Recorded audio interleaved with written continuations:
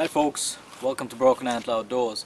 Today I want to talk about taking care of your axe. Now many people, they expect this relationship they have with their tool to just work one way.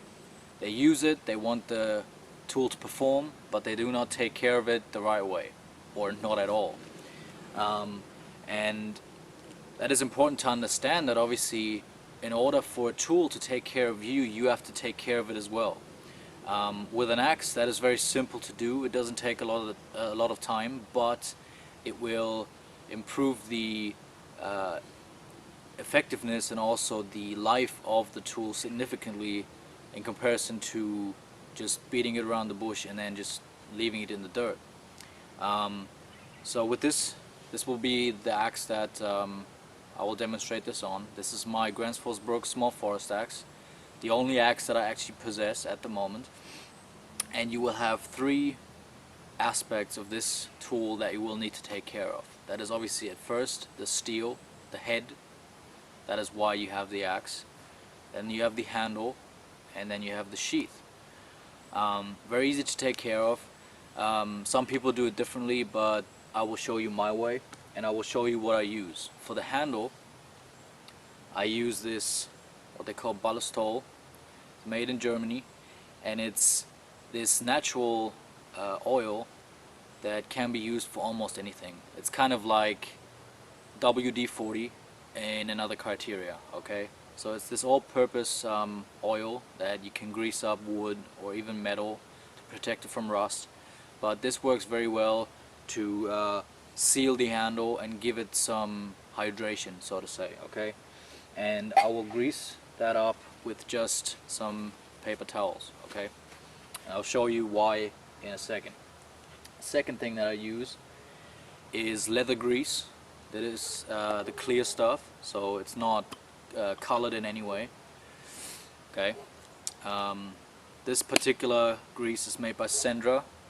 They are a Spanish boot producer, and I own several boots by their company, and that is what I use for my leather boots. But you can also use it for the sheath of your axe, or also your knife if you want to.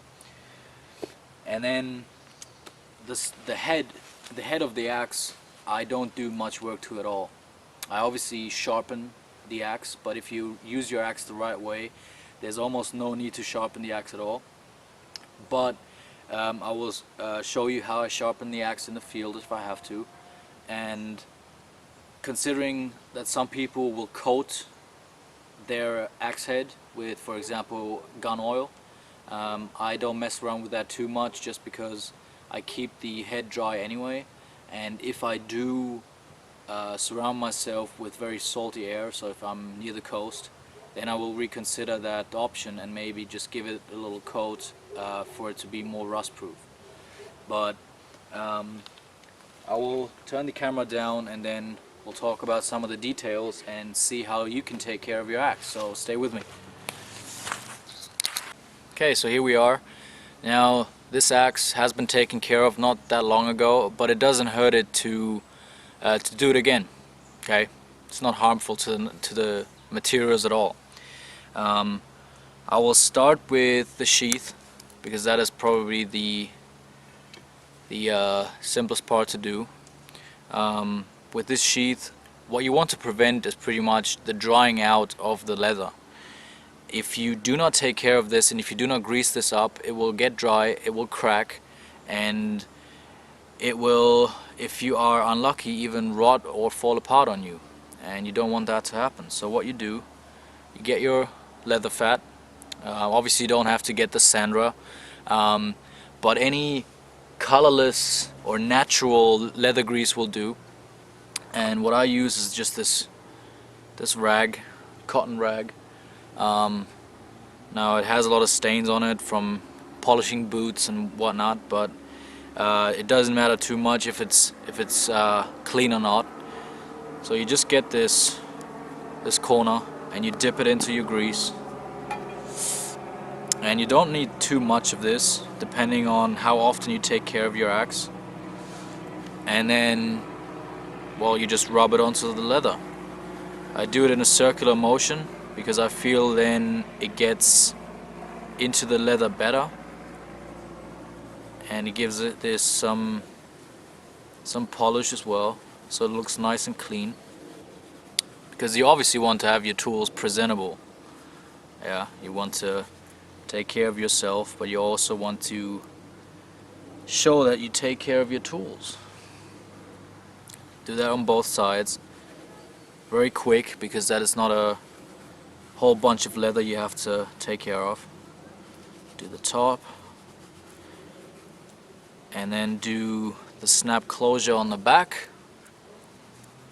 Like I said, this is more, you can take more time with this, but just because I have done this about 2 weeks ago, I will not take too much time doing this at all.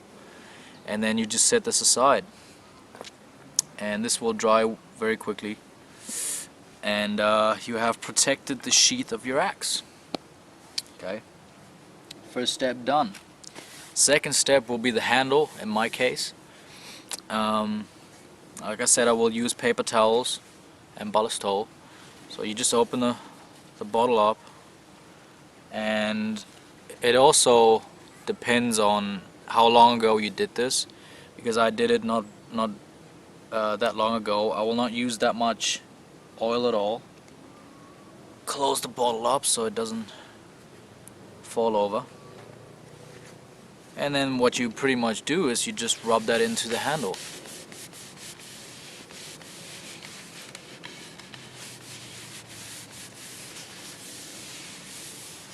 And with this, because it will be, or because you're using oil, this will get a bit slippery and oily at first. So you want to probably just sit this down somewhere, or even better, hang this onto a tree or onto a ridge line or whatever you're using, and then you're golden. And that is all it takes to take care of your axe handle. Looking all good. Alright, for the sharpening aspect, or taking care of the edge of your axe, what I use in the field is what I use for all my tools. It's my Felneven DC4. So it's a combo stone. It's a diamond on one side and a ceramic on the other. And there's many different variations of sharpening an axe, but I find that if you're not using a big stone, get the camera over here a bit, you want to have a surface where you put the axe head on, and then you just lay your sharpening stone onto the axe. Now we'll do this with the ceramic, just because I have no need to sharpen this right now. And you get the angle right, and what you do is you use circular motions up and down the axe head, and that will help to keep the blade convex. Alright, so you do this as long as you think is necessary, and then you obviously turn this over, and you do the same thing on the other side. And once you're done with this, you will start to give it normal sharpening strokes. And you want to keep the number of strokes even on both sides, just because you want to keep that blade centered. Okay, 3, 4. Like I said, I don't need much sharpening of this at all at the moment. Whoop. And I will not coat the axe head right now, just because I don't need to and I don't want to. And that is pretty much it. If you are at camp or at home, what I use is a Japanese waterstone, but the sharpening procedure is the same as with this DC4 sharpening steel. But I will get this axe and hang this up in a tree, and that is it. So until next time, stay safe.